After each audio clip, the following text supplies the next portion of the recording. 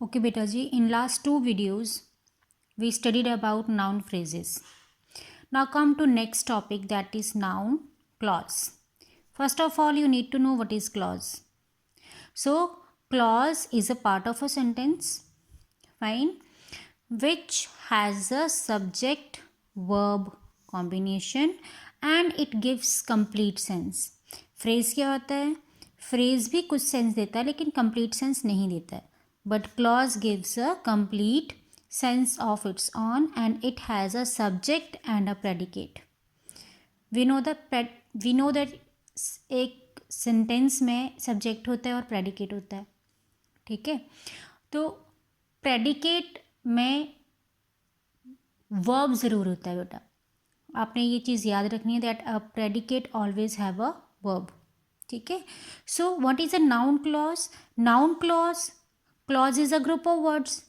ठीक है, it is also a group of words which contain subject and a predicate of its on and it does the work of noun. ये बहुत याद रखना है आपको. Why it is called noun clause? Why it is not called adjective clause, adverb clause?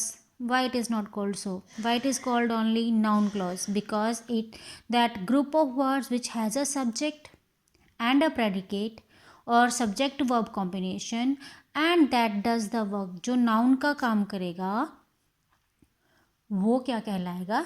noun clause. Got it? अब हमने noun phrases में पढ़ा बेटा that आइदर नाउन होता क्या है, या तो वो एज अ सब्जेक्ट काम करता है या फिर एज अ ऑब्जेक्ट काम करता है of the verb.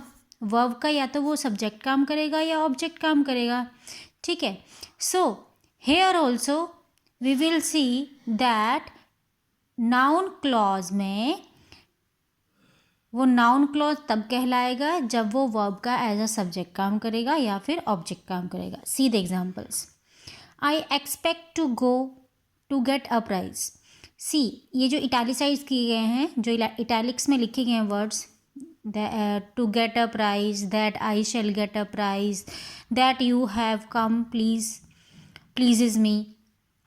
So see here, I expect to get a prize. ये जो इटैलिक्स में लिखे हैं वर्ड्स आपके, यहाँ पे देखो to get a prize. क्या यहाँ पे कोई सब्जेक्ट है? नहीं है. क्या यहाँ पे कोई वर्ब है? To get is a infinitive. To plus verb is infinitive. ये वर्ब नहीं है, यहाँ पे वर्ब का काम नहीं कर रहा है, ये इन्फिनिटिव का काम कर रहा है. ठीक है, टू गेट अ प्राइज, तो यहाँ पे सब्जेक्ट वर्ब कॉम्बिनेशन नहीं है, means it is a phrase. अगर इसमें हम सब्जेक्ट ऐड कर दें, जैसे I expect that I shall get a prize. Now see here, I is a subject. In this sentence, I is a subject, shall is a verb, है ना? Get is also verb. So you can see, shall get is a verb, a prize object. तो देखो ये that I ये subject हो गया, ये verb हो गया. ये पूरा सेंटेंस है. इस सेंटेंस में दो सब्जेक्ट्स, यहाँ पे भी ये भी सब्जेक्ट है, यहाँ पे ये भी सब्जेक्ट का काम कर रहा है. ठीक है, तो I expect that I shall get a prize. तो यहाँ पे सब्जेक्ट वर्ब का कॉम्बिनेशन हो गया ना. जब सब्जेक्ट वर्ब का कॉम्बिनेशन हो गया तो वो क्या कहलाता है? क्लॉज कहलाता है. ठीक है, so it is a noun clause. Why it is noun clause? Because it is acting as a object of the verb expect. इस वर्ब का ये क्या है? ऑब्जेक्ट है ना. एक्सपेक्ट का सब्जेक्ट क्या है? आइज, और ऑब्जेक्ट क्या है? That I shall get a prize. ये ग्रुप ऑफ वर्ड है, इसलिए ये क्लॉज है. ठीक है, that you have come pleases me. ठीक है, तुम आए मुझे खुशी हुई. ठीक है, मुझे अच्छा लगा. सो सी हेयर, ये जो इटैलिक्स में लिखे हैं आपके word, that you have come pleases me. So this is what? This is acting as a subject. This group of word is acting as a subject of the verb pleases. ठीक है, अब you क्या है यहाँ पे? Subject है. have क्या है? यहाँ पे verb भी है. तो सब्जेक्ट वर्ब का कॉम्बिनेशन हो गया. It means it is a clause. Got it. And why which clause is this? Noun clause, क्योंकि ये एज अ नाउन काम कर रहा है, क्योंकि नाउन क्या होता है, या तो सब्जेक्ट होता है या फिर ऑब्जेक्ट होता है वर्ब का. ठीक है. सो यू कैन सी बेटा some more examples of noun clauses जहाँ पे आप एज अ सब्जेक्ट और एज अ ऑब्जेक्ट देखोगे. I fear that I shall fail. That I shall fail, ठीक है, it is object of the verb fear. I is a subject, shall is a verb, subject verb combination हो गया ना.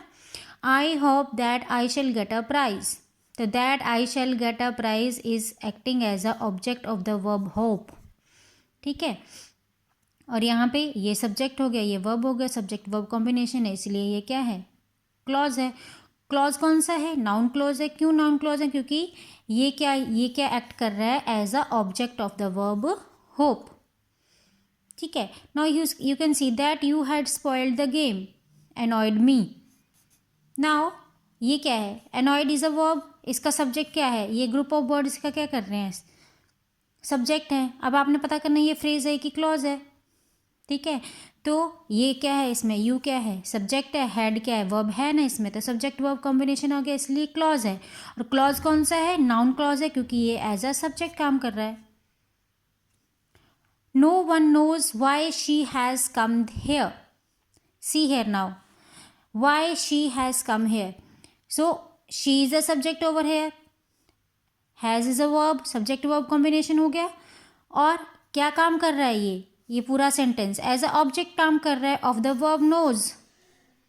ठीक है. That's why it is a noun clause. That you should say this is very strange.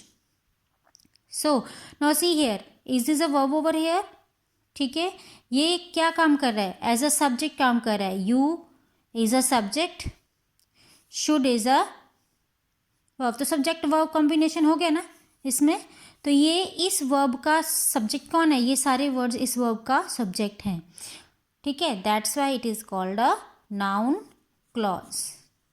I think now it is understood to you, and you will try the exercises of noun clauses and noun phrases of your book. In the live class, I will explain you all the examples of your book. Thank you.